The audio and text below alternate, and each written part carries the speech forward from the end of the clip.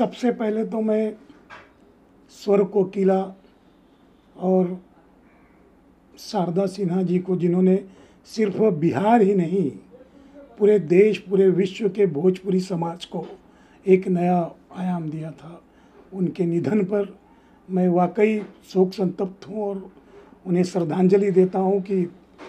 भगवान उनकी आत्मा को शांति प्रदान करे। क्योंकि हाल ही में मुझे लगता है एक 4 साल पहले जब शारदा सिन्हा जी आई थी तो सामने के लिए मैंने उनका खूब आभार किया था और बहुत अच्छा लगा था उसे। हम शारदा सिन्हा जी की इस जन्म में तो नहीं करते, मैं एक बार फिर उनको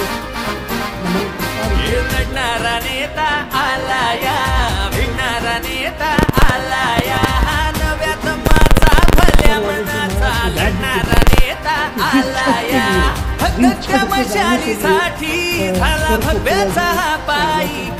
जानी जाती थी उनकी आत्मा को भी उसी दिन मनातला भावी आमदार संदीप नाईक, तुमच्या मनातला भावी आमदार संदीप नाईक,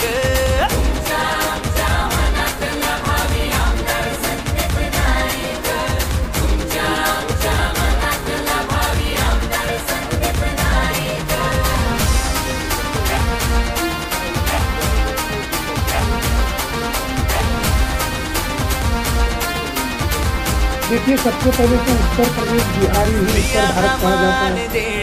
क्योंकि उत्तर भारतीय मतलब भारत के उत्तर की तरफ रहने वाले जितने लोग हैं सब उत्तर भारतीय हैं। और मुझे लगता है कि मुंबई में अब उत्तर भारतीय कहना उनको गलत होगा, क्योंकि 3-3 4-4 पीढ़ी हो चुकी है और अब हम उत्तर भारतीय नहीं रहे, हम मराठी उत्तर भारतीय हो गए हैं। महाराष्ट्र हमारी माँ हो गई, अब हम महाराष्ट्र की पूजा करते हैं। और रही बात विधानसभा चुनाव की, तो मैं इतना समझता हूँ कि उत्तर भारतीय जो मतदाता हैं वो निर्णायक होंगे। और जो आपने पूछा कि उत्तर भारतीयों का रहनुमा कौन है, तो मेरे ख्याल से मुझे लगता है कि आदरणीय मुख्यमंत्री एकनाथ शिंदे जी और उप मुख्यमंत्री देवेंद्र फडणवीस जी के ने जो किया है, उन्होंने जो लाड़की बहन योजना शुरू की, उन्होंने जो लाड़का भाऊ योजना शुरू की, उन्होंने जो वृद्ध लोगों की तीर्थ यात्रा शुरू की, उन्होंने जितने सारे काम किए मुंबई या महाराष्ट्र में ये पूछ के नहीं किया कि आप उत्तर भारतीय हैं या आप कोंकण के हैं। उन्होंने महाराष्ट्र के उन सारे राष्ट्रभक्तों के लिए ये काम किया। तो मुझे लगता है कि एकनाथ शिंदे जी और देवेंद्र फडणवीस जी जो हैं वो उत्तर भारतीयों के रहनुमा हैं। और हमारे जो उत्तर भारतीयों के मुख्य नेता हैं, हम सब के नेता हैं, आदरणीय संजय निरुपम जी, उनको तो आप जानते हैं हमेशा वो अपने समाज के लिए, अपने उत्तर भारत के लिए, अपने देश के लिए लड़ते रहते हैं हमेशा। और मुझे लगता है कि महाराष्ट्र के चुनाव में उत्तर भारतीयों की अहम भूमिका होगी और वही निर्णायक साबित होंगे। अगर बात करें महाराष्ट्र विधानसभा में कितने ऐसे उत्तर भारतीयों को जो टिकट दिया गया है, तो जिस यहाँ से लड़ रहे हैं उनके बारे में थोड़ा बताइए। नहीं, उत्तर भारतीयों में तो देखिए संजय निरुपम जी हैं, बोरीवली में संजय उपाध्याय जी हैं, यहाँ पे कालीना में अमरजीत सिंह जी हैं। ऐसे कई लोगों ने कई पार्टियों ने, विशेष करके भारतीय जनता पार्टी, मित्र पक्ष, राष्ट्रवादी कांग्रेस पार्टी, शिवसेना, शिंदे गुट की और रिपब्लिकन पार्टी ने, इन लोगों ने तो हर समाज के, हर कौम के, हर विभाग के लोगों को प्राथमिकता दी है, चाहे वो उत्तर भारत के लोग हों, चाहे महाराष्ट्र के हों, चाहे हमारे दलित भाई हों, चाहे हमारे मुस्लिम भाई हों, सारे लोगों को उन्होंने एक अहम जिम्मेदारी और अहम भूमिका दी है। तो आप क्या कहना चाहते हैं कि उत्तर भारतीय वोटिंग करने के लिए कितनी बड़ी तादाद में निकलेंगे? जिस तरह से महाराष्ट्र को अपनी माँ समझते हैं, कर्म भूमि समझते हैं, तो सब लोग निकलेंगे क्या? देखिए, पहले के जो कांग्रेस की वो क्या बोलते हैं नेताओं की भाषा हुआ करती थी कि महाराष्ट्र मेरी मौसी है, उत्तर प्रदेश मेरी माँ है।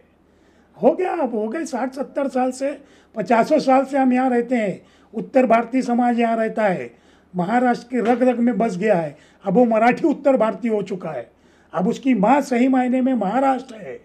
अब उत्तर प्रदेश को हम मौसी की भूमिका में देखते हैं, और जबकि माँ और मौसी एक ही हैं। कहते हैं ना कि माँ मरे मौसी जिए या मौसी मरे माँ जिए, तो हमारे लिए माँ और मौसी की भूमिका दोनों माँ तुल्य है और दोनों हमारे लिए सम्मान के काबिल है। तो उत्तर भारतीयों से कुछ अपील करना चाहें, कितनी बड़ी तादाद है यहाँ पे महाराष्ट्र में, मुंबई में खासकर, तो